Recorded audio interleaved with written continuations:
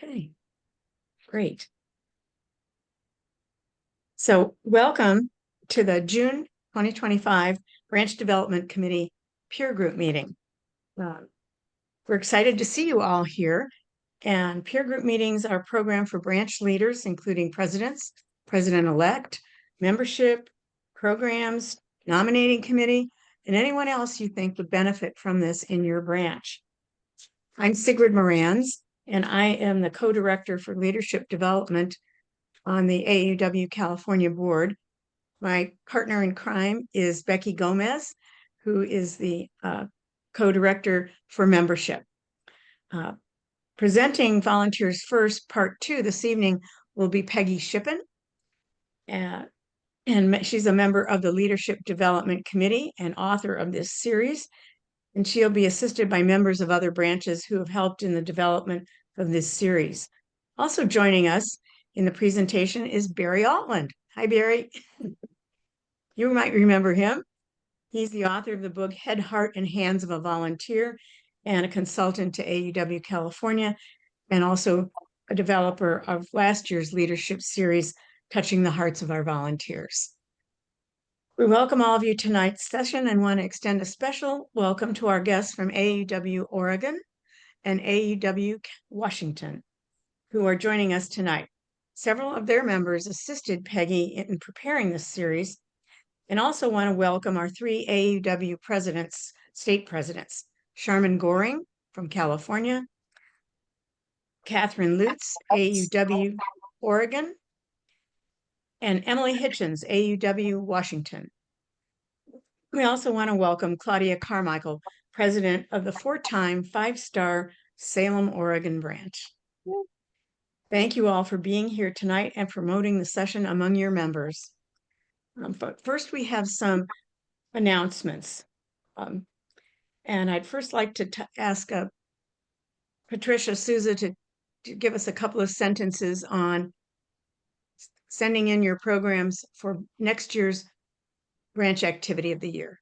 Patricia? Thank you, Sigrid. Well, actually, I know in my branch, we're just now starting to look for next year, what are we going to do? And there are so many really lovely program ideas that are all set out. And people are very happy to help you if any of those look like something your branch would want to do. And so as you're planning the year, do be thinking about those programs that are especially great. We'll be reminding you over the year, but to send those in for consideration for an award. There's a small cash award, but it's a wonderful process. Just working with your branch to support, the programs, and then sending them into state to be recognized. But do be looking at all of those programs that are on the website under branch activity of the year. There's a box in our website, and you can see the winners and all the other submissions from this year, as well as a few other years. So lots of great ideas. Thank you, Sigrid. Thanks, Patricia. Susan, do you have anything you want to tell us about NICWSL and the college university program? Well, the NICWSL program apparently went well. We had a couple students attend who got a lot out of it. I'm happy working with NASPA because they actually respond to me. Hey, yeah, this is a novelty. A novelty. And when I asked about having the hotel room the night before the conference, such that students who are under 21 can check in on their own, since not everybody sends a chaperone or adult with them. They got us a hotel and got an agreement so that those students could check in. So I thought that was encouraging. I had asked in one of the boards for names and email addresses of the students that branches send, because one reason is I don't have any idea how many NICWSL students attend from California, whereas everybody and all of them in Oregon go through their state, according to what Peggy told me a while ago. So I'd like to know who went, and I had wanted to do a Zoom session, a Zoom session before the event would have been nice, but after the event, just to get feedback on and suggestions and learn how it went. So somehow if we could encourage different branches to send that information to the state, that would be very helpful. Great, thank you. Sharon, you want to talk about branch support and what's going on with our branches? So I thought I would mention the fact that there is significant information under branch tools on the state website about reinvigorating your branch. And the other thing is that I and other members of our branch development committee are available to attend board meetings, IBC meetings, via Zoom, or if we're close by, maybe even in person, to help your branch kind of get some ideas about what might help your branch become more, to be revitalized. There's also a process that is on the state website about how branches can consolidate. We have over 100 branches in California, and many of them are dealing with issues being finding leadership. And so consolidating with different branches that are nearby that's something that's easily done, and that's something that I work on at the state level. We have a standardized procedure for it, and it's not a terribly onerous process. So please feel free to reach out to us, especially if you're doing something that's via Zoom and one of us on the state board can attend, because that's what I just did Monday. I attended a board meeting for Hayward Castro Valley, and they were very pleased with the information that I was able to give them and got excited about their potential, even though they mentioned to me they're suffering from oldism. That's good. It's not good. Sharon. So thank you all. Oh, gosh. Becky, can you tell us about the deadline for annual survey? Yes, the annual survey is open now. It is due on June 30th. This is the annual branch survey to kind of make an assessment of what you're doing and where you are. If you haven't started it, I'm going to put the link in the chat so you can grab it from there, so you don't have to go hunting for it. But there's a checklist and a lot of information to kind of help you complete it. So if you're not really sure, then look at the checklist and look at the additional information. We'd like to see 100% participation of all our California branches. So please make a point of taking a look at this well before June 30th, because if you have questions, you might need to do a little research, and so you don't want to be doing it on June 29th. So kind of make a mental note and try to get it done, or at least start it by June 20th so you have some time to do some research. And this is for the 5-star program. Correct. So yes, it'll give you all the criteria for 1-star, 2-star, 3-star, 4-star. So please participate in that. And it's helpful because California is the largest contingent of AUW National. We represent 25% of the population, 25% of the branches. And so we have a big sway in decisions that are made at the national level. Becky, also tell us about the mystery members that you are seeing in your branch rosters. You'll be getting some communication about this, but it's worth repeating. There are 5 people that are state leaders that are going to be on your rosters. Please don't count them towards your membership, because it might impact your insurance. We might just put you over a certain number. So if we haven't paid dues, we're not your branch members. We're there for administrative purposes. And it includes our president, includes me, our CFO, and a couple of other, Donna Holmes, who's another director, and Julica Barrett, who is our office administrator. So we don't want you to spend extra money sending us, your fundraising, mails and things like that. We're trying to save you money and to make sure you don't count us towards your insurance as well. So please be mindful of that. But you'll be getting some other communication just as a reminder as well.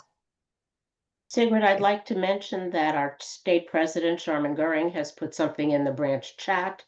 It Yes. says if you return your survey, that automatically puts you into the 5-star program. And you might already have a star and not know it. So this is a great way Yeah. to revitalize your branch and maybe attract a new, younger demographic. Exactly. And so the survey will also help the staff to understand how they and we can best serve the branches, which is our mission. Thank you. Okay, so thank you everybody for participating this evening. When you sign off tonight, you'll be directed to a quick survey, which we hope you'll complete. This helps us understand your needs and evaluate our presentations. So we're going to ask everybody to mute themselves during the presentation. You can put any questions you have in the chat box, and we will answer them at the end of the presentation. And this session is being recorded for archival purposes. It'll be available in a few days on the AUW California website under branch support peer groups. We will put our website in the chat, and it has our schedule as well as links to all of the past month's recordings. So now we're going to go to Peggy, and we're going to spotlight her. Okay, Peggy, take it away.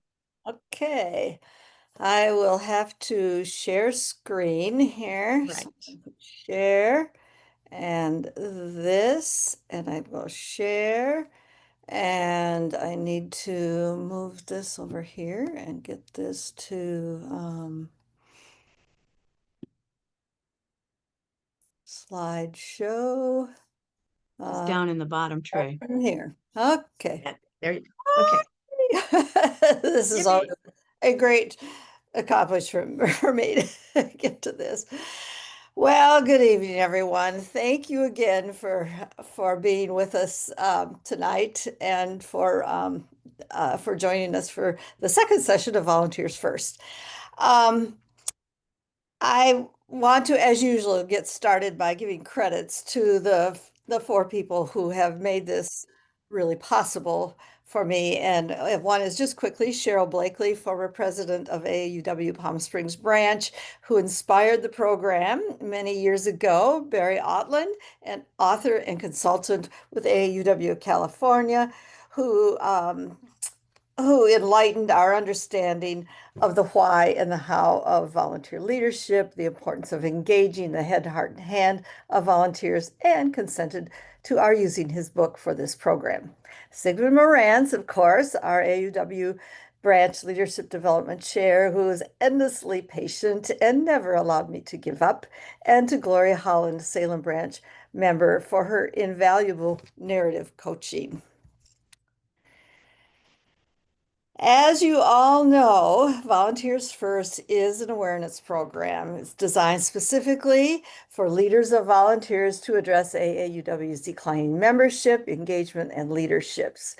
We seek Volunteers First seeks serious consideration of AAUW leaders to change their primary focus from administering the branch, filling positions, and assigning tasks to members to first building and facilitating relationships among members. Hence the name, the title, Volunteers First. There are 4 effective interchangeable best practices or ways for leaders and members to build and facilitate relationships. They are care, connect, support, and recognize. Success implementing each depends on AAUW leaders knowing and respecting what each member volunteers hopes to gain or get in return for being an AAUW member while working for the cause. So with that in mind, I think it's important to just take a few minutes here now to refresh our memories about the Volunteers First basics that we covered in the first session. In the first session, we learned we're not alone. Nonprofit volunteer organizations worldwide have been facing a steady decline in members and volunteers for over 20 years. But we did the best we could, as did they. They adopted, and so did we, the business leadership model. Need to have somebody mute their microphone, please. They adopted the business leadership model for recruitment, retention, productive engagement, and leadership. It was familiar and it made sense at the time. AAUW has had some excellent success in some of the areas using this business leadership model, because for these areas, it is appropriate. Accountability to donors and members is good, and we used it effectively when developing an array of engaging community programs that have measurably advanced and empowered women and girls throughout the country. But with all of this success, we can't figure out why membership is declining. It's puzzling because our cause is one of such great passion to so many women. And try as we may, we have not been able to get ourselves out of this pickle. We learned in our last session that research has always been the basis for our external AAUW programs. So in 2022, Sandy Gabe, former AAUW of California president, and her board, they made a bold decision to research our dilemma internally. Former AAUW California members were surveyed and asked why they dropped their branch membership. Particular attention was given to answers of those who had been leaders and or actively engaged. Other than moving or illness, a significant number said they left AAUW because they felt unwelcome, disconnected, and or just because they just became disinterested in participating, even for the cause. That's when we were challenged.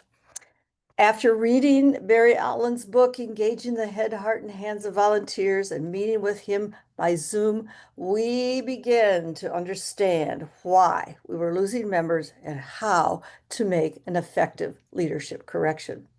Barry had us look inward for our volunteer motivators. And interestingly enough, they were the same or almost the same as the ones here on Maslow's hierarchy of needs.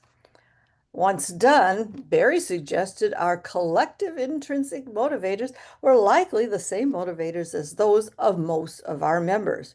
He then suggested all AAUW leaders needed to do was focus on satisfying those intrinsic needs, those motivators, what members want to gain from volunteering with us, and then just modify our leadership model accordingly. So we looked around to see if there was any research that might validate and support what Barry's theory is. The first was done in 2020 by South American volunteers. South America, they asked other volunteers all over the world, what keeps you coming back? And the results were astounding. Universally, the volunteers said they do so to satisfy their intrinsic needs, the needs that money can't buy or jobs can't satisfy. The need to altruize, to socialize, to learn, to self-actualize. These are the categories. The conclusion was simple. Leaders of volunteers can sustain their organizations if they first and foremost focus on the intrinsic needs of volunteers. The administrative needs of the branch, being secondary, will be easier and happen more naturally if they do this. In summary, what we learned in the first session is volunteerism is an affair of the heart. If leaders here tonight learn nothing else from these sessions, remember this: fulfilling the members' intrinsic motivations for volunteering is what touches their heart. Fulfillment drives their choices for volunteering, and fulfillment or joy is what sustains an AAUW member's passion for serving. The heart you see here represents this newfound awareness. This revelation gave us pause.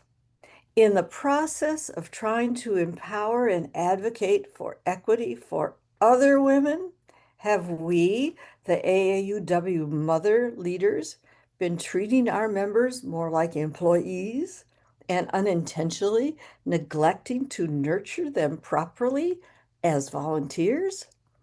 To sustain our AAUW mother tree, the research suggests we need to ensure our member volunteers' intrinsic needs, the needs that money or work cannot provide, the needs they unconsciously hope to gain as an AAUW member, are nurtured first.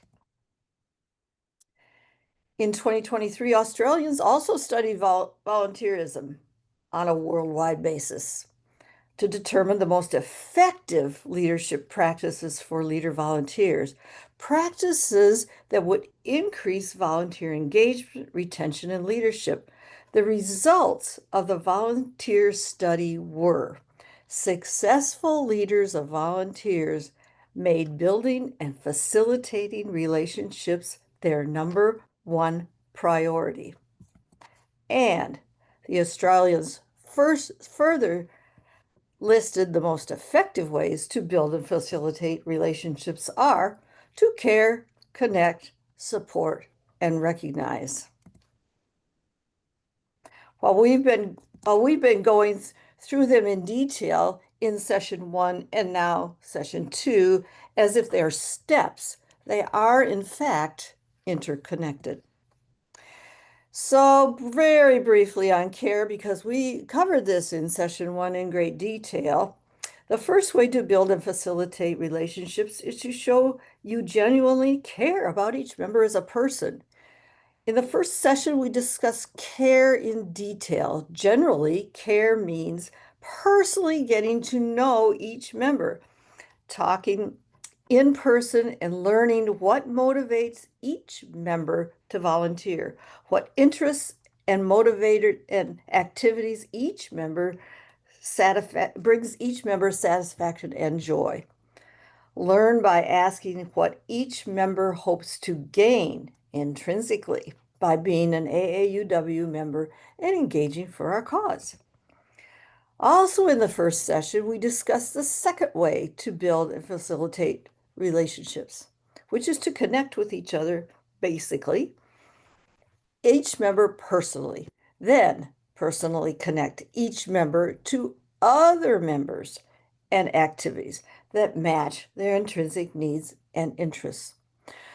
Assigning administrative or job tasks to members does not build relationship, nor does it serve the purpose of putting the wants and needs of our member volunteers first.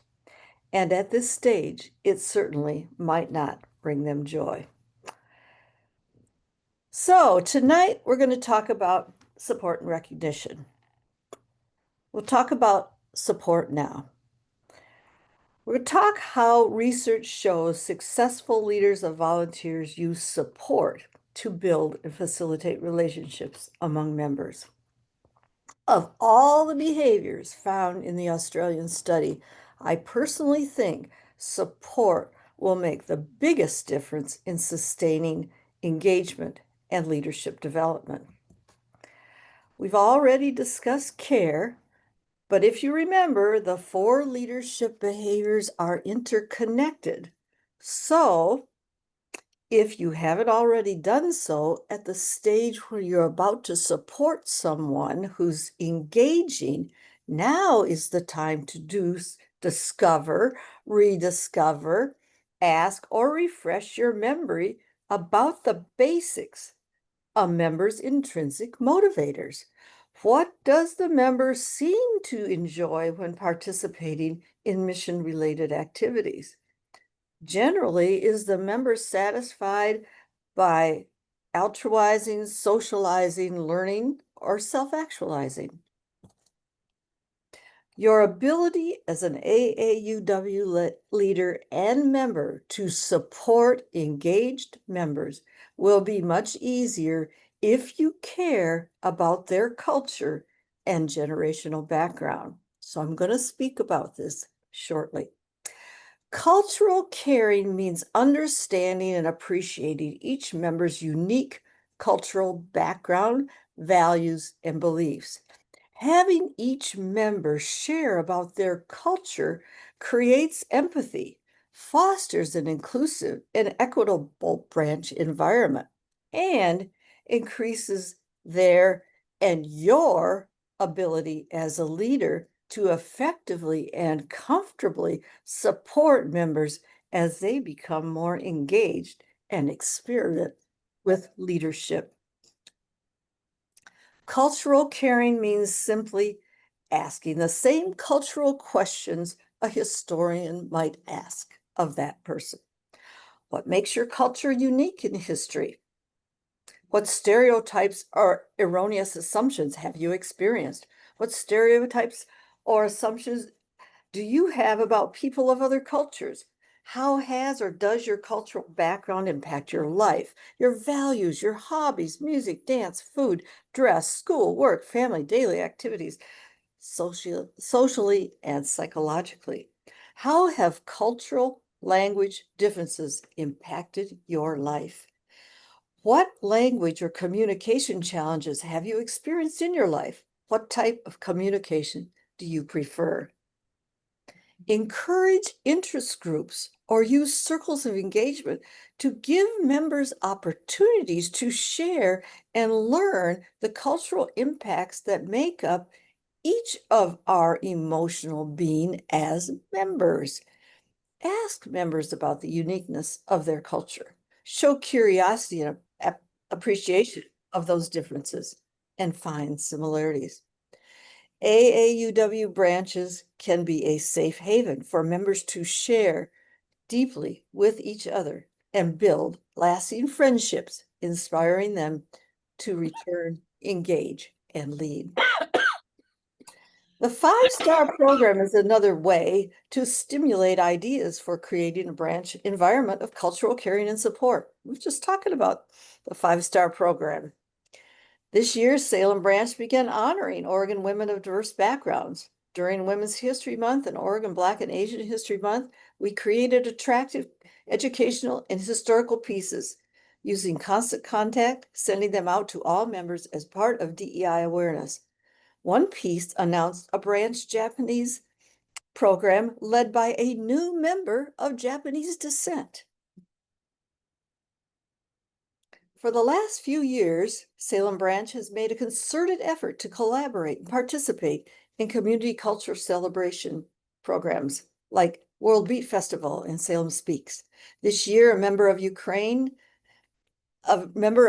descent organized a community of Ukraine cultural event with music and food. Two of our own members shared personal stories.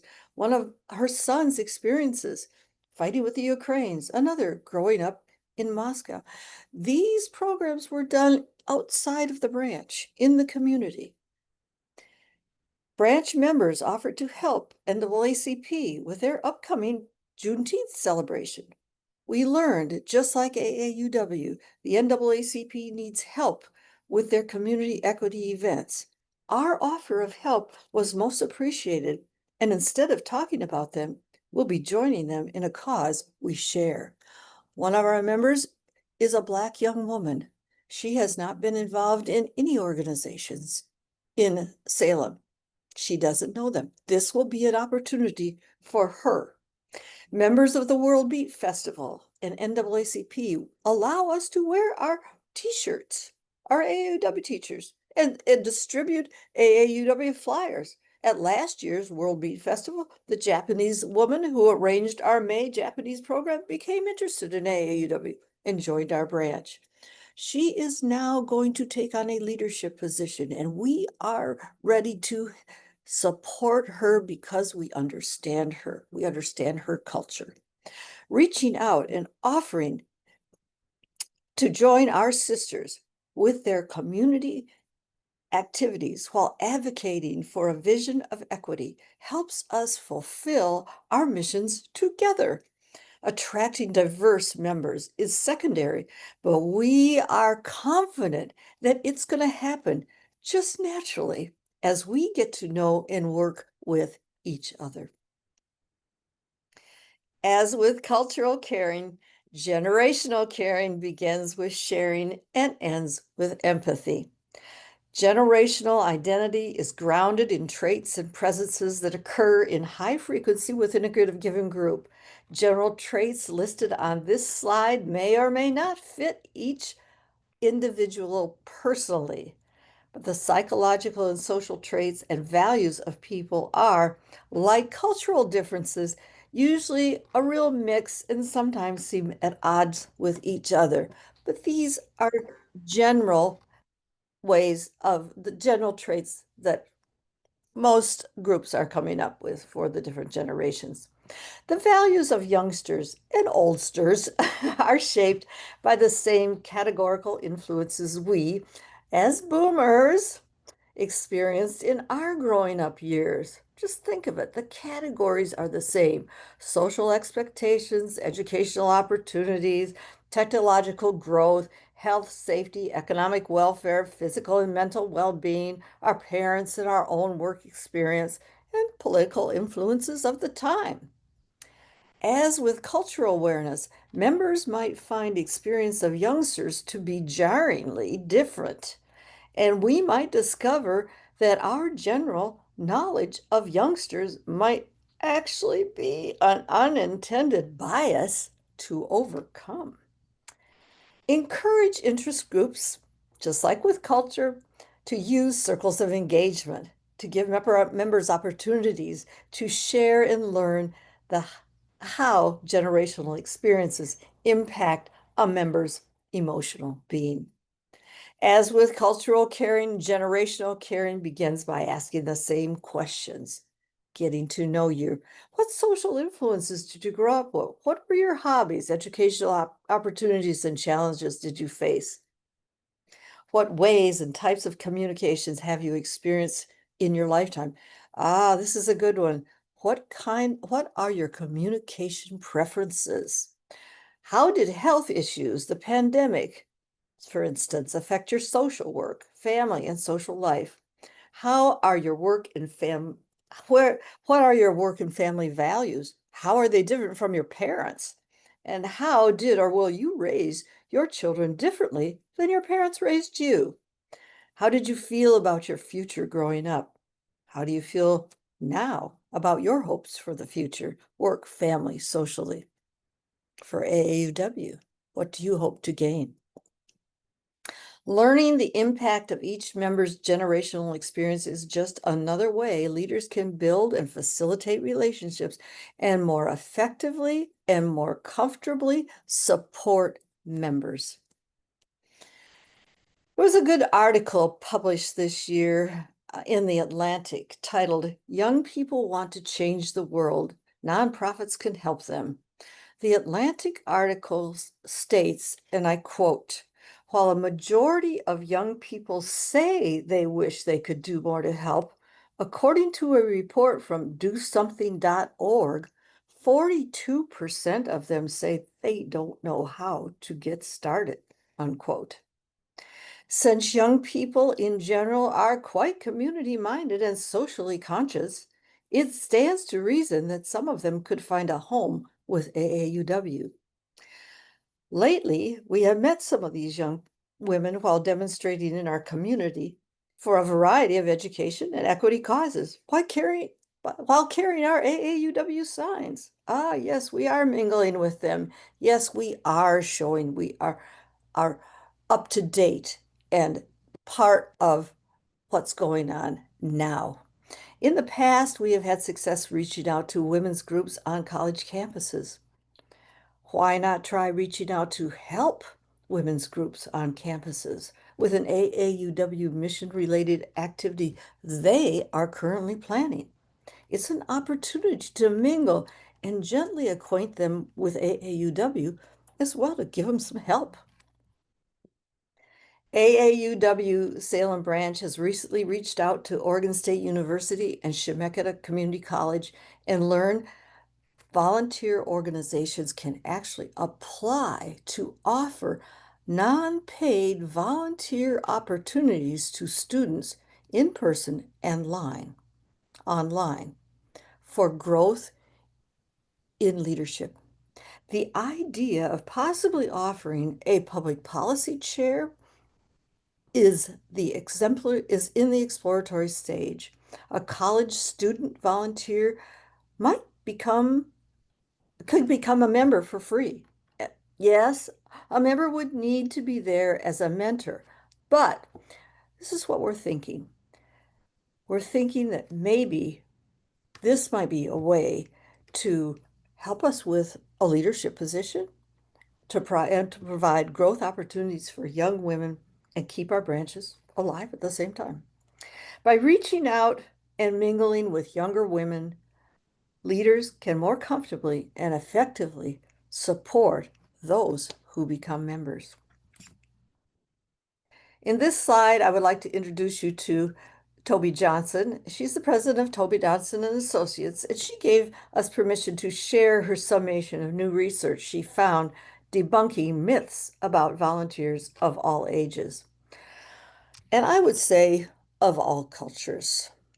What matters to volunteers is a well-run organization or activity, mutual respect, challenging work that's meaningful and makes a difference, short-term micro-volunteering opportunities, choices and control, support and training, knowing where they stand, when they're doing well, and how to do better.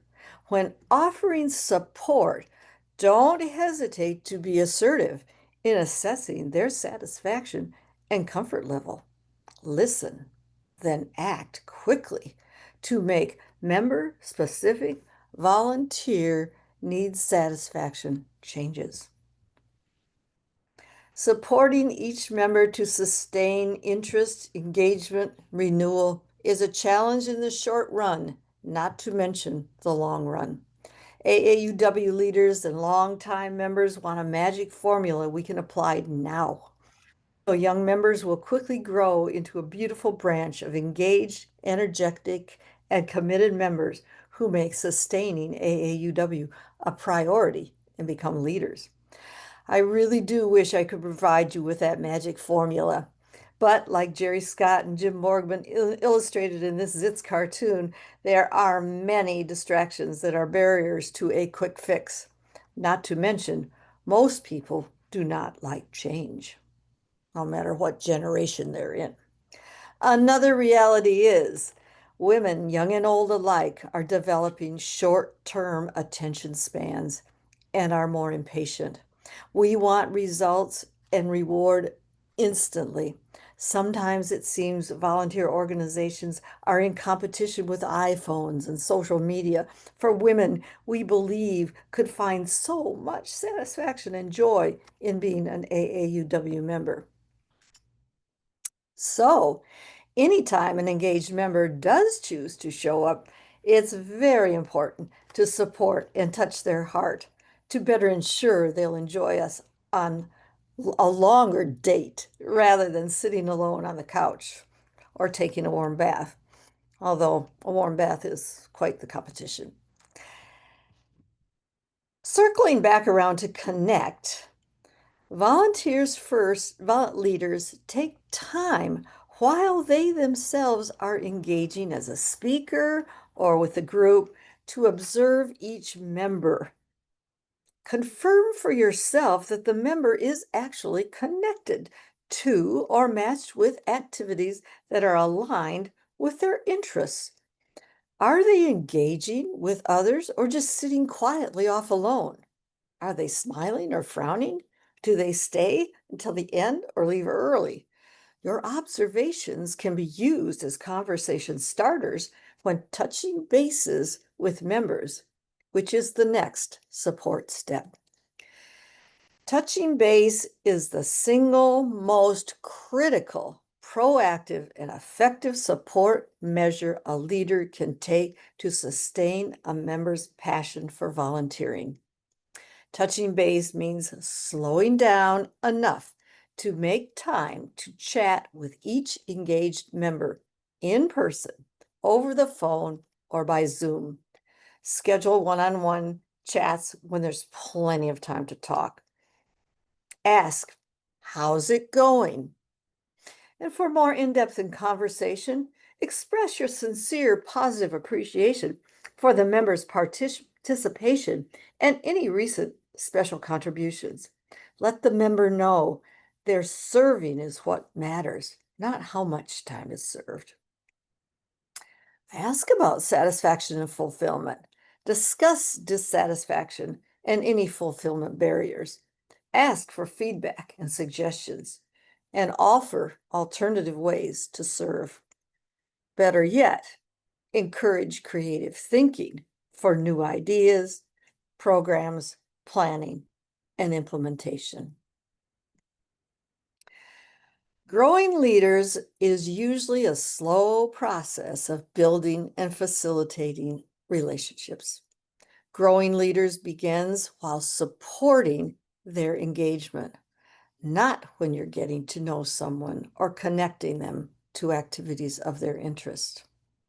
Prioritize your leadership development energy. Along the way, assess which engaged members appear to enjoy leadership. Assess whether or not an interested potential leader has the heart for caring, connecting, and supporting others.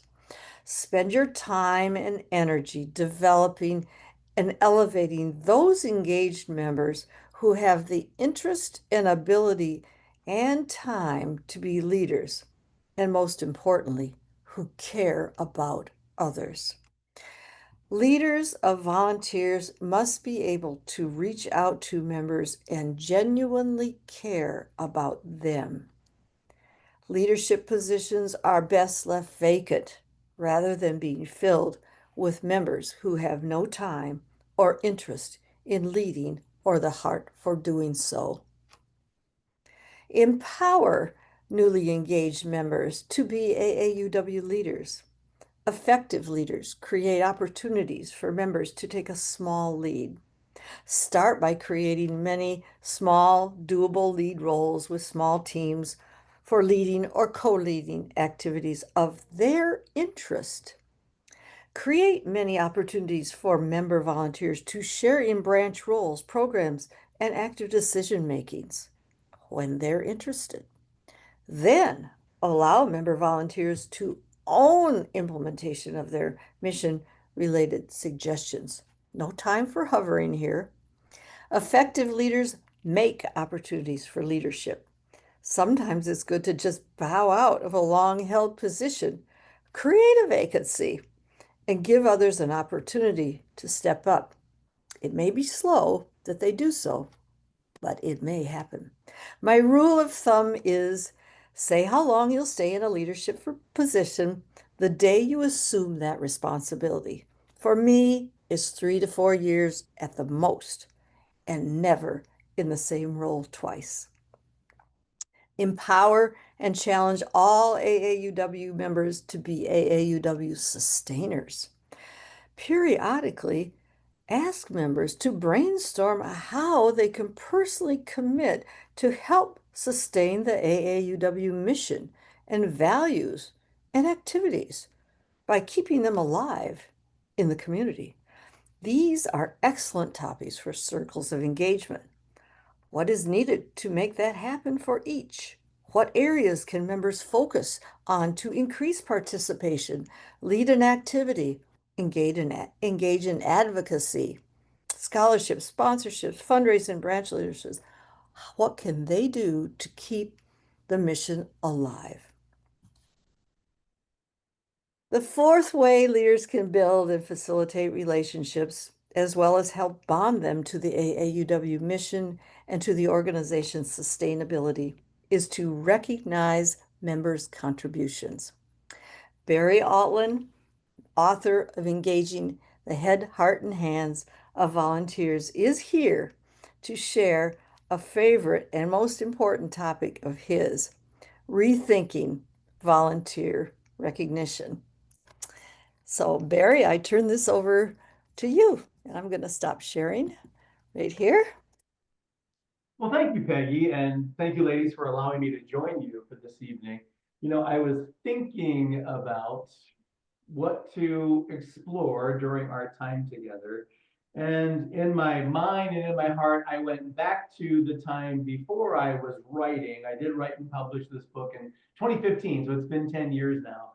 But in the time before that, I had been volunteering quite a bit in a number of different capacities in my own community.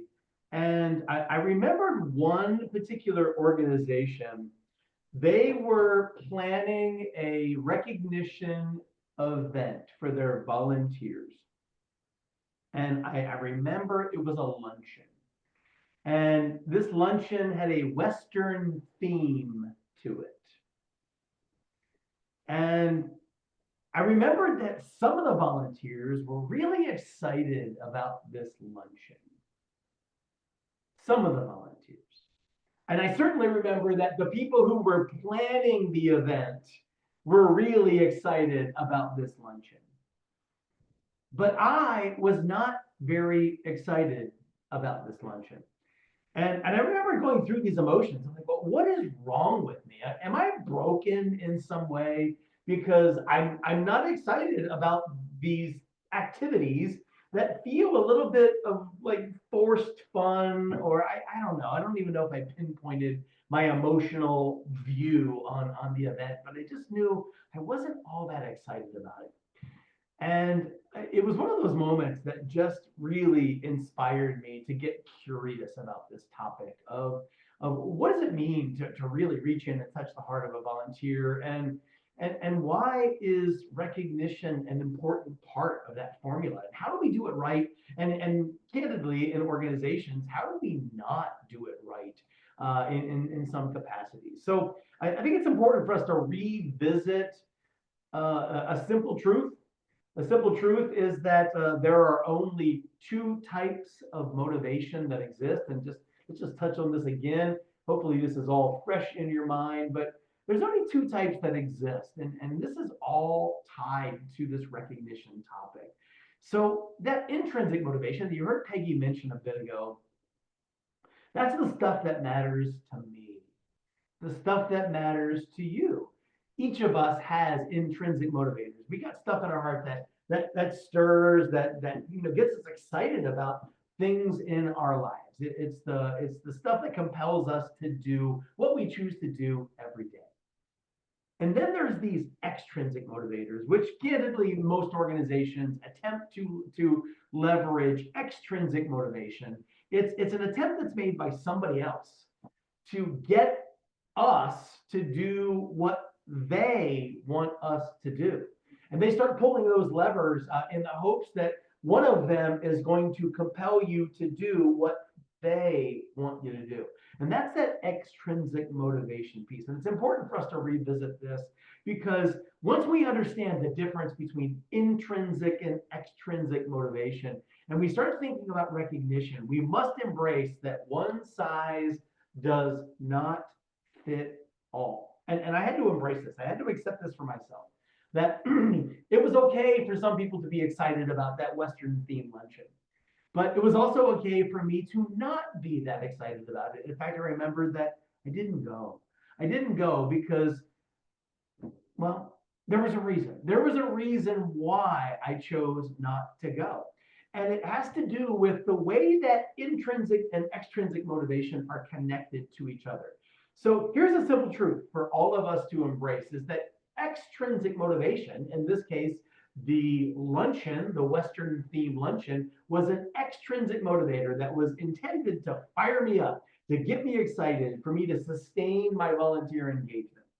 And it just wasn't working because that extrinsic motivational factor, it would only have been effective if it was in some way connected to my intrinsic motivation.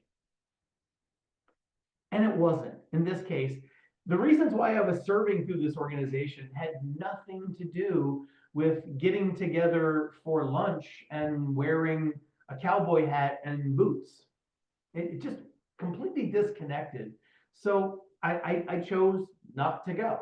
I'm sure that some would think that I'm a bit of a party pooper for making that choice, and I should just put on the face and go. And I've done that sometimes. I've done it a number of times in my life.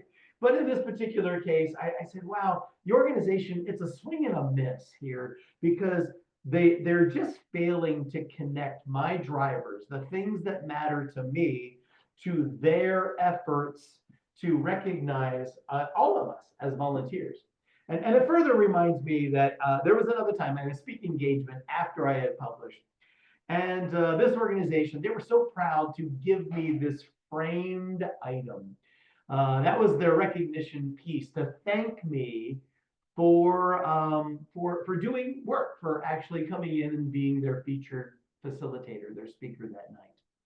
And it inspired me to write a blog, and the name of the blog was "I Was Framed," and that was my title.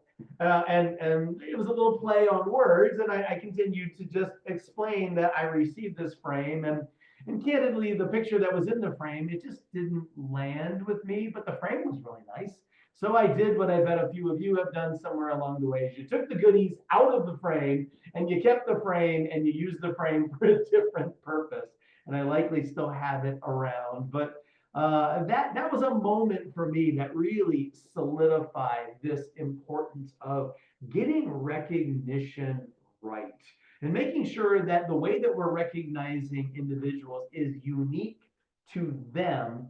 And it's not about what we want to do to recognize somebody else, but it's what's going to really matter to the recipient of that recognition. So let's just dig into that concept just a little bit more, and embrace that recognition. It's not an event. I know that often when we speak of recognition, we speak of our recognition events. Recognition is instead, it's a practice. It's a leadership practice. It's a habit. It's something that we build into our everyday leadership lives. Recognition is also not a tangible item. We often think that we need to give somebody something to recognize them, when I'd be willing to bet that many of you have trinkets and plaques and certificates and awards and ribbons that you've received somewhere along the way, and maybe you have them proudly displayed, or maybe you don't. Maybe you have them in a box somewhere, or in a drawer somewhere, or possibly they even landed in the trash at some point. So all of us have these unique relationships with those tangible items, and it doesn't work for everybody. It will work for some, but it does not work for everybody. However, there is something that does work for everybody, because I believe it's essential to humanity, that something that stirs in all of our hearts, we all share this, is a desire to make a difference. We want to matter. We want to be seen. We want to be included. All of these things matter to our human existence.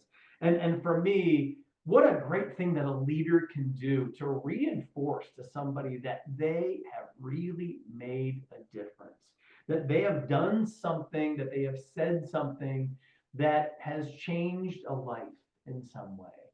And for me, that's such an easy and cost-free way to let somebody know that they are truly valued. So as we think about that, another essential truth in recognition is that if you want to see that person sustain their performance, then what you recognize in them is what they're going to continue to do. What gets recognized is what gets repeated. And if you're seeking for all of your members to have them step up and serve in meaningful ways, and to really make a difference, and then when you take the time as a leader to recognize that, not with an item and not with an event, but maybe through your words, through your meaningful words, your descriptive words, where you call out something specific that individual did that was unique to them, that made a difference to the mission, made a difference to another person, maybe even made a difference to you. And when you're able to describe that, and you just reach in and you touch their heart in a meaningful way, that's what recognition is. And it happens one person at a time. And I think that's really important for us to remember, is that it's unique to us and it's unique to the individual. And I promise you, it's not the most efficient way, because doing one thing for everybody, let's face it, it's efficient, but it may not always be the most effective way. And I believe that our calling as leaders is to recognize others in the most effective way that we can.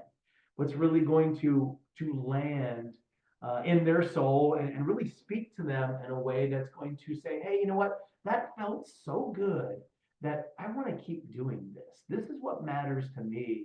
And somebody in this organization, they understand that.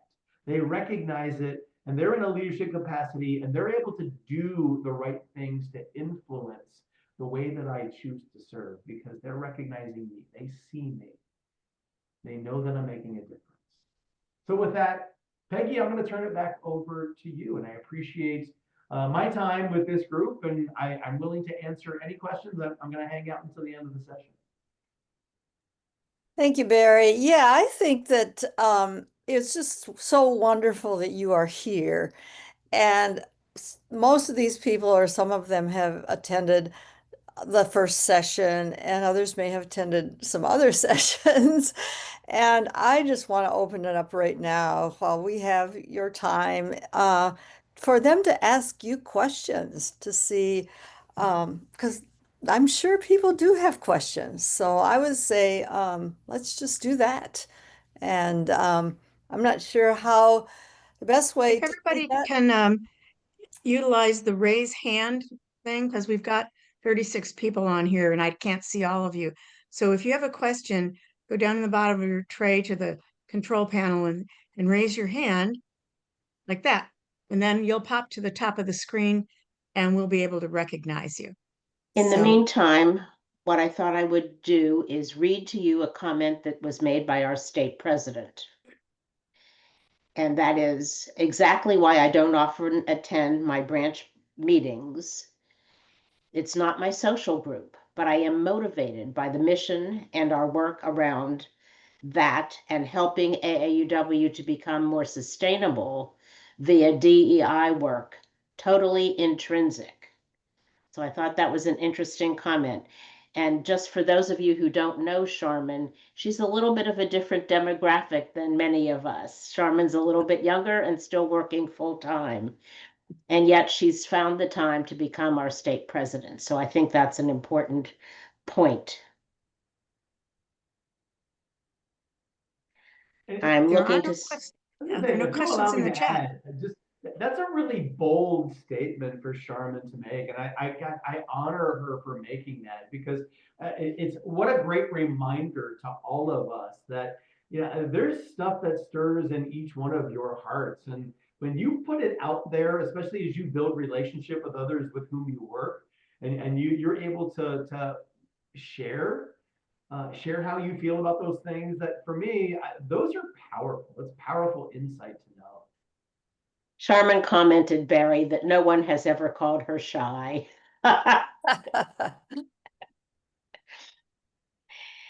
And also there's an awesome presentation comment that I wanted you all to know about. Thank you.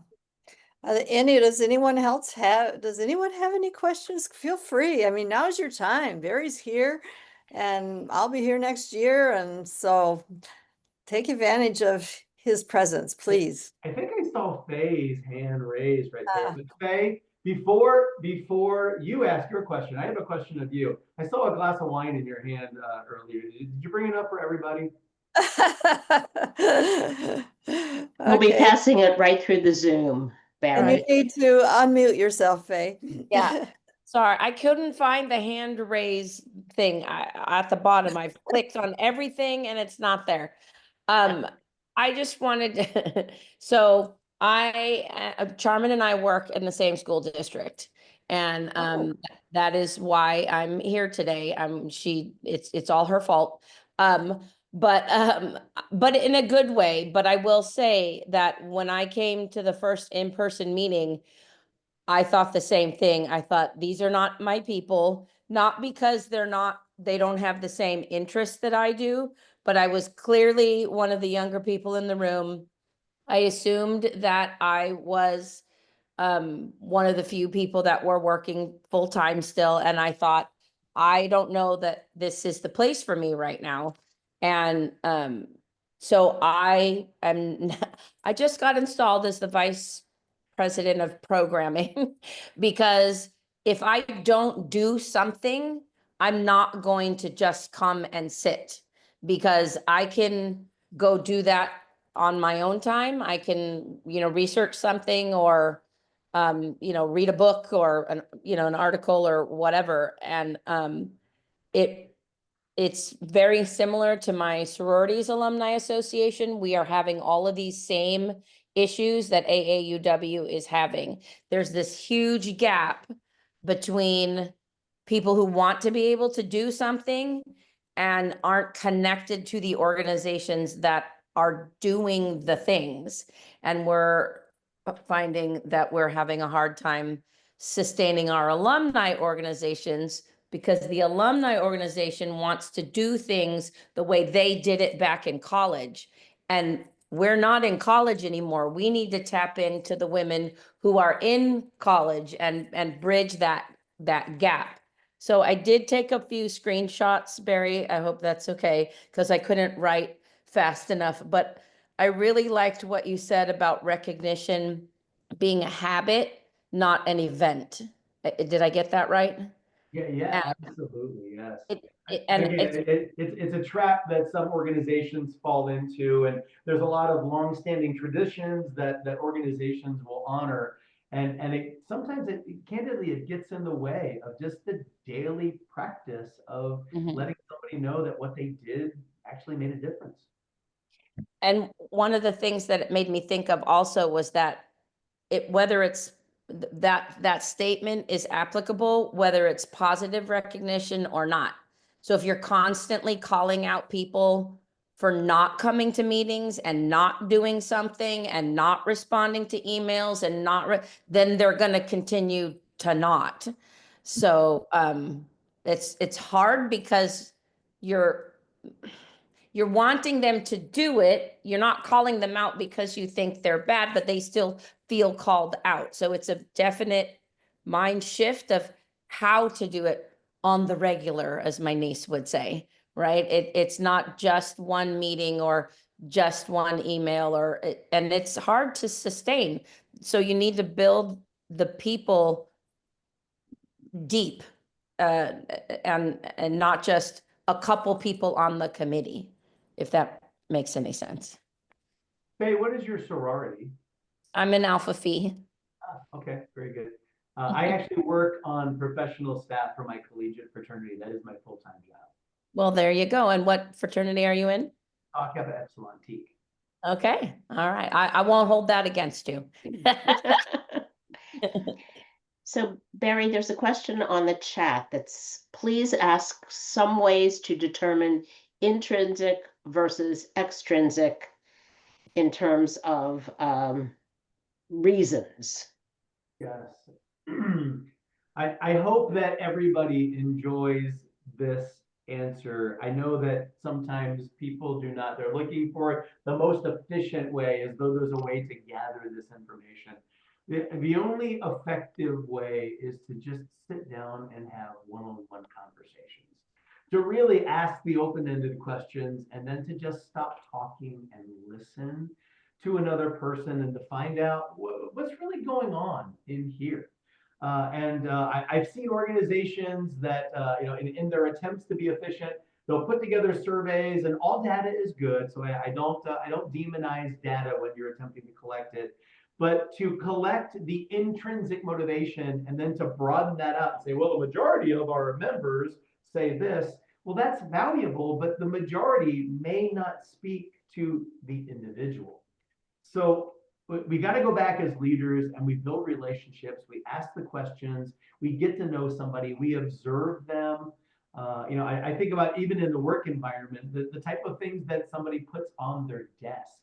It's speaking to what their intrinsic motivators are. And it's all part of the relationship building process. So Ruth, I saw that question pop up as well. There's not an easy way to do it. There's not a simple way to do it, but there's a meaningful way to do it. And that's how we do it, is just by getting to know somebody, asking the questions and listening, and really trying to find out what stirs within them. Thank you. That's what I would have thought, It's kind of a good way to do it. So just checking. I will be reading your book. Yeah, Um, that's very kind. Thank Sharon, you. we've got two raised hands, Bev Van Sitters and Raquel Okay, Iverson. I wasn't seeing hands. I was only seeing stuff in the Okay. chat. So thank you for pointing that out, Sigrid. Barry, Where's it's Bev? great to see you again. I attended all three last year and made use of it immediately in the survey. I'm sorry, I'm a researcher, so I use it. But it's really important, even as a researcher, really getting in and pressing the hands anytime you're at the, I know everybody and you've guessed, you've got to work the room. It's like I'm being a politician. You got to work the room, especially if you're in leadership. Find out, who the people are. One of the things that I am so happy that this group gave us the slides. So what I've done with these slides is, because I'm with Glendale and we were the ones that were on life support, right? Well, If that. we are going strong. We're so excited. Our last 10 new members are from the ages of 35 to about 50. And they're really getting involved. Public policy. I've got 4 people ready to do public policy. So that's going to be reenacted. But one of the things is I've reshaped everything on these slides so that we can talk about Glendale community issues particularly. And so I've taken some things out of the slides to make it Glendale pertinent. And I also have our AAUW logo for Glendale on there too. Logo's important, and our little QR code is in there too for the website.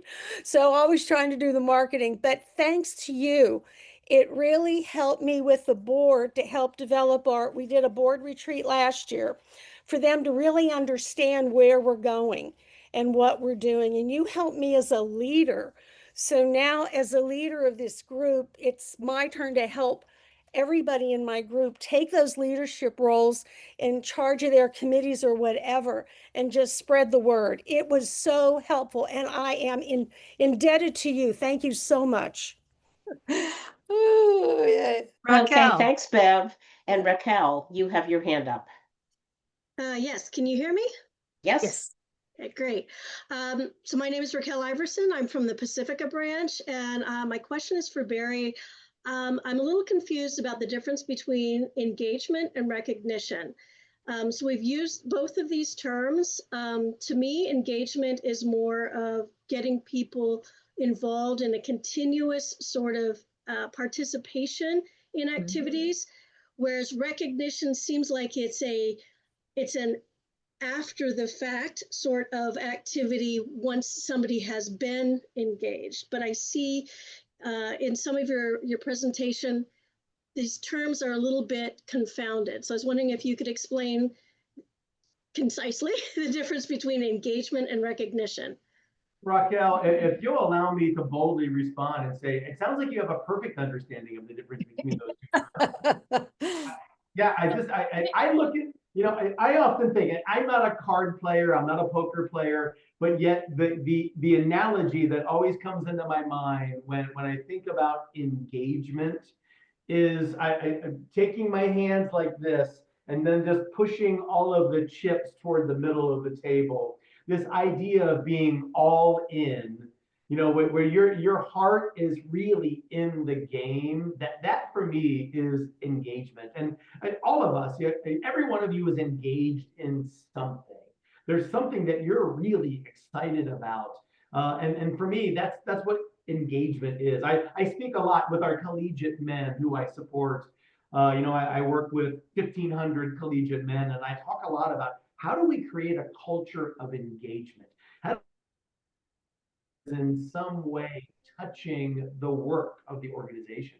And I believe that that's a calling for all of you in your branches as well, is that you should be figuring out what is it that this person really wants to do? What is their unique skill or gift? In what ways do they want to make a contribution? And then help them to get aligned with doing something that helps them to become engaged. So they're not just hanging out, but yet they're all in, because their time and their talent and ideally their treasures as well, all of that follows with that engagement piece. You are correct, Raquel, in that recognition is something that really happens after performance has been observed. And it really is a call for a leader to just take the extra time to say, hey, I noticed that you did this. And when you did that, this is what happened as a result. And for anybody who's picked up the book, you'll see that there's a feedback model that's in the book, and it's really simple to follow. We talk about behavior, describing the behavior, and then describing the impact of that behavior, and then encouraging a repeat performance. Pretty simple model to follow, but it really helps leaders to find their words, to be able to craft a sentence or two that helps to catch somebody in the act of doing something great that you would like to see them continue to do. So I think you got a really solid understanding of both of those concepts. Hopefully this description helped to round that out. It does, and I'm wondering if anyone, you know, if you Barry, or anyone on the leadership team has ideas for recognition, because I think that's what is lacking a little bit is how do we recognize? And you said, well, maybe we don't have a Western themed luncheon, but what are some ways that as AAUW leaders, we can recognize our members?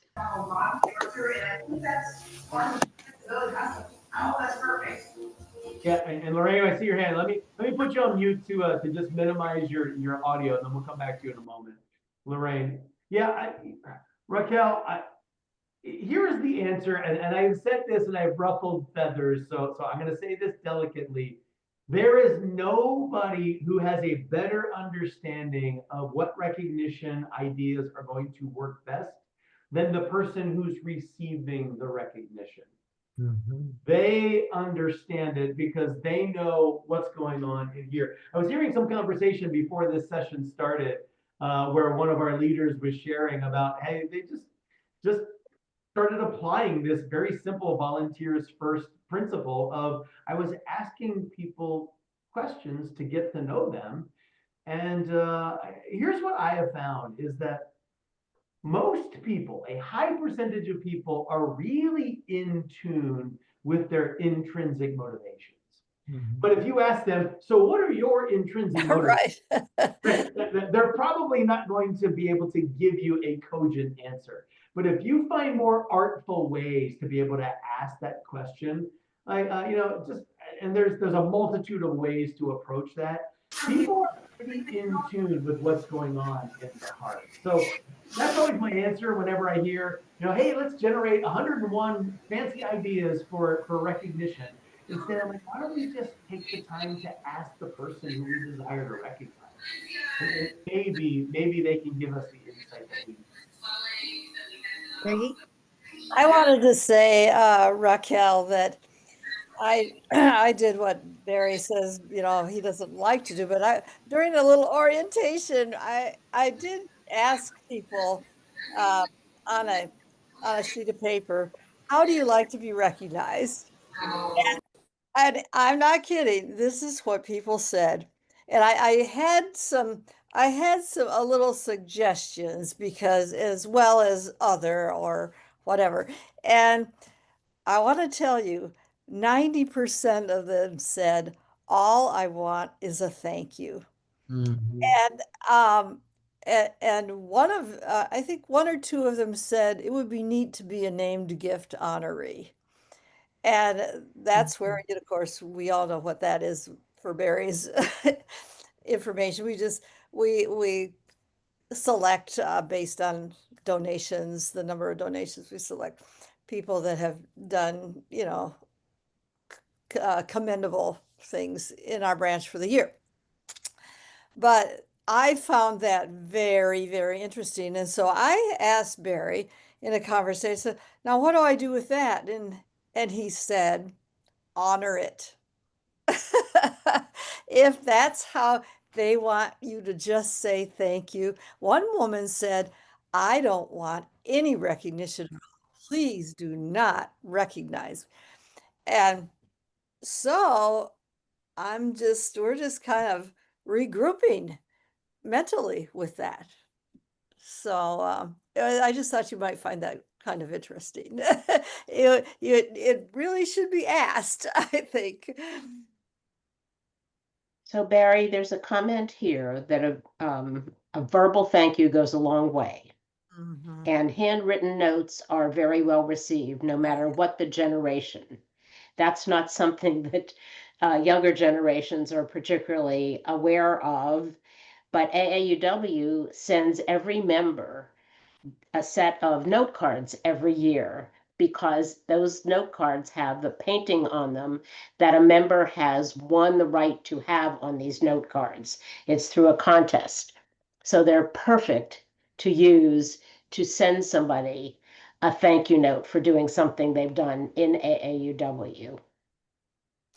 I also wanted to mention for the group that this session and the slides and the narrative will all be also online underneath is session 2, underneath the first session, which did include a lot of details on support and connection. I mean, not connection. This is support and recognition. The first session was care and connect. So that might be useful for those of you who have not heard the first session to go Right. through it. And feel free to use those slides and these slides also in the same way Becky did. So Barry, Lorraine has wanted to say something, so please go ahead, Lorraine. You're on mute. I keep unmuting because somebody said unmute, please, and then it gets muted again. Okay, well, I'm a rather new member to AAUW. I belong to a lot of other organizations during the past, but so I am now the membership chair for the La Mesa El Cajon chapter. And somebody who had been a longtime member said to me, well, you know, in the past, we've recognized people who have been members for 5 years or 10 years or 15 years with a pin. I said, oh, really? I've never seen anybody wearing one of those pins, but I guess we could do something like that. And I thought about it and I said, you know, I can put little jewels on your name tag that represents 5 years that are blue, or 10 years and I add a green one, and 15 years I add a red one, and 25 years I can add a gold one, and in 50 years I can add silver for 25, gold for 50. And people on the board said, oh, that sounds like a good idea. So I went through and looked at those people who reached those milestones this year and called them and told them we were going to recognize them and I was going to glue jewels on their name badges. And they thought that was terrific. And then other people were saying, well, I didn't get a jewel and I've been here more than 10 years or more than 15 years. I said, okay, in the future, at the next meeting, I will catch everybody up because this is the first year we're doing that. And why I think this is a good idea is because when we're those people, the third of the group who come to the monthly meetings, and we sit at a table, you have something to talk about with somebody that you might not know very well. You can say, my goodness, I see you've been a member for 15 years. Tell me about how you got involved. Or I see you're a rather new member. And so I think it'll be a good thing for our group, and it might be something other branches might want to try. So Lorraine, you know, AAUW does have some of those pins. Yes, and nobody wears them, and they're separate from their name badge. No, they're supposed to be put on their name badges. Are they? How would they be put on? Glued on? Yeah, well, some of them are glued on, some of them poke through if the name badge is, you know, paper inside plastic, etc. But I just thought I'd point that out. And another comment in the chat was a public specific thank you in the branch newsletter could also be an appreciation. Most branches publish their newsletters monthly or bi-monthly. And Sharon, could you review for people the branch tools page and where to look for the recordings, the Okay. narrative, the slides? So I didn't have my website up. That's okay, just talk about it. Okay. So when you go onto the AAUW California website, which is aauw-ca.org, and you look at the banner across the very top, all the words across the very top, and there's something that says branch tools. Click on that and scroll down, and there are a million pieces of information for you all. And what you will find is we are recorded under the peer groups under, I think Sigrid is doing that for us. Yeah. So you click So here you on peer groups. And then And you then you choose come your down, peer group. come Go down to ahead. branch development, and you click there, and then you can get into all of the slides, all of the recordings, every wonderful word that Barry has offered us and Peggy has given us with regard to how to do this, how to get the hearts of your volunteers to be engaged. And this will be posted in this location. It'll be Volunteers First Part 2 in about a week, as soon as our communications team can put that together. And if you have not gone through the branch tools section of the website, there are at least a dozen little boxes. And there's more information than you can use in any one branch, but Right. it's definitive everywhere. As Patricia was talking about the branch activity of the year, all of the winners are posted there. So if you're looking for program ideas, pull up some of those ideas and just borrow them. You don't have to invent the wheel. Oh, and a real important thing is all of you branch presidents have received your email about updating the BOR, which is the branch office report with your new officers. And you have to do that before July 1st or your authorization goes away. So make a memo to get in there and do both national and state. National will send you an individual email. State did too, but if you've lost the state one, you can go into the branch office report here. And when we're They're talking separate. about, yeah, they're two separate things. You have to do two. And when we're talking about the marketplace of where to buy those pins, that's here, branch marketplace. That's also where you can buy the past president's pins.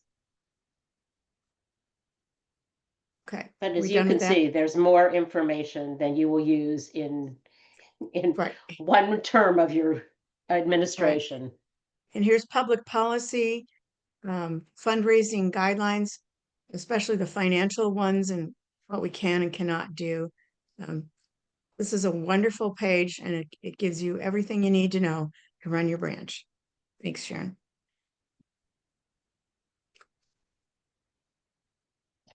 Okay. Any Sigrid? other questions? Yeah. Oh, Yeah, Sigrid, this is Becky. Oh, you've got Nancy. Let Nancy go first with her question. Nancy Turner. Yeah, there we go. Hi, well, it's not really a question, it's more of a comment. I've been a member for over 40 years. And when I joined because my mother invited me to go hear Gloria Steinem speak at a convention. And it's been so long that the younger members, I always have to ask if they know who Gloria Steinem is, and a lot of them don't. So what I felt when I walked into my first event was there was a room full of hundreds of women that looked like they were a sea of white hair and dresses. And that was not me. And I immediately looked at the differences. But what I found was that women in AAUW supported the things that I supported. And part of the issue that I think we have now, although it's so helpful that we can all meet like this on Zoom, that personal engagement and connection that you have at a live event, whether it's a one-day convention or a weekend away or regional events or programs, we have lost that due to the cost. You know, it's just so expensive, but it makes such a difference to me over the years that I was able to meet people that encouraged me, that shared their ideas about programs, about fundraising, about just all kinds of things. And it also brought me into the realm of serving on state committees because I met people that were serving at the state level. It encouraged me in continuing to support the AUW mission. So I try and bring that into my branch.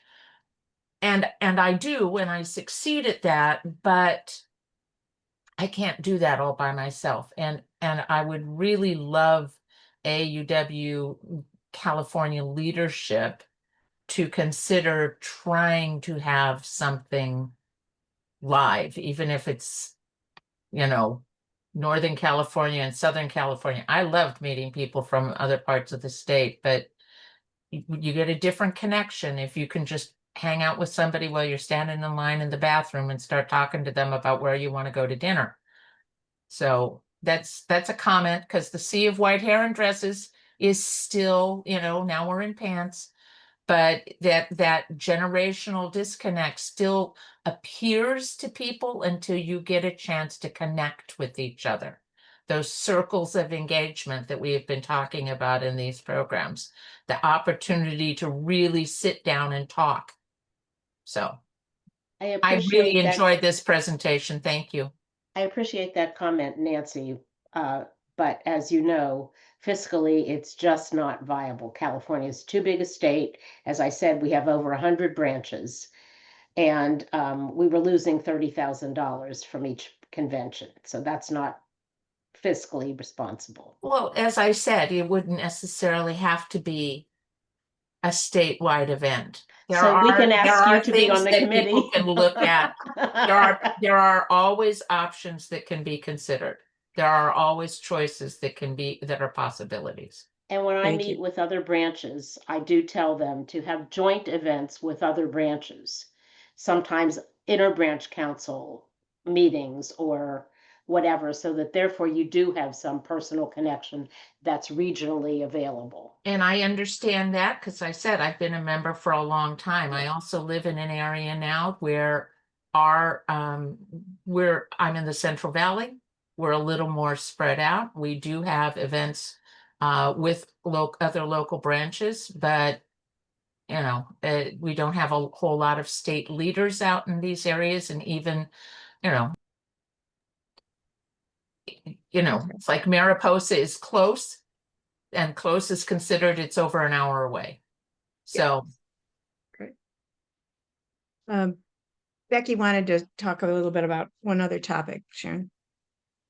Yes, one of the things that we had been asked for was some sample business cards that branches can use for outreach. And I put together a few different samples, which I put in the chat. So you can just download it and look at it later. You don't have to do anything with it right now, but just various samples, some with QR codes, some not, some with their social media profiles, etc. But again, it can be a template for you to use for your branch. So I'm just going to stick that in the chat, and then you can just download it. Thanks. Hey, do we have any other questions? No? Well, thank you all for sticking with us for an hour and a half this evening. We still have 29 people online. That's outstanding. Thank you so much to Barry and Peggy for the presentations this evening, and Sharon for leading our question and answer, and all of you for participating tonight. Have a good evening. Good night. Thank you, Sigrid, can Barry. we wait just one moment to let people download that file if they haven't? Oh, yeah. Okay. We'll stay You're online welcome here. to log off, but if you wanted to download the file, we'll give you another minute or so. Yeah. Thank you, Barry. Appreciate it. Nice Good to night. see everybody. Thank you for coming. Thanks, Peggy, for something just gorgeous.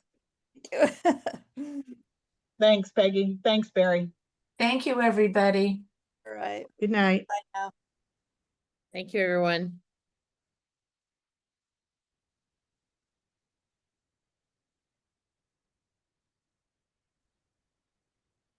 Everybody get the business cards? Yeah, I think we're good now, Sigrid. Okay, I'm going to stop the recording.